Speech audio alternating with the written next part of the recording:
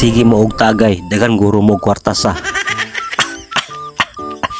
Aray ko. Sa tinuod lang dol, wag gyud taon mi kwarta. Na magay mi kwarta dol, igo-igo ra pod or sakto-sakto ra pod. Kini among paglingaw-lingaw dol, wa man pod ingon nga kakwartahin siya. Gachip-chip in ra pod mi para makapait og ilim nun pod ba. Murag nakaagi pod siguro kana dol. Kanamo siguro kay barkada. Pero wala ka kaagi ang chipin-chipin dol. Aw, wa kay pulos nga barkada. Aray ko. Bita dol karong panahon na dol, di na angay ng padagan ng kwarta. Ang importante malingaw juga, pero magdepende ra po na sa tao dol. Kaya ako sa una, ingon ana po sa una. Ngina ko sa una dol kanang dili magasto-gasto og kwarta, pero pag hingla wa dayto na tigom ba.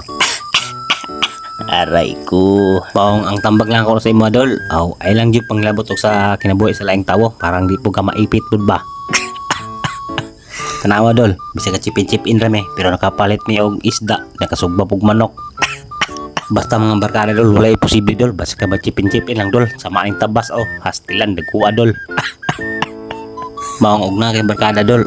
Chipin-chipin pud panlagsa. Harap mong di pud ka maipit pud ba.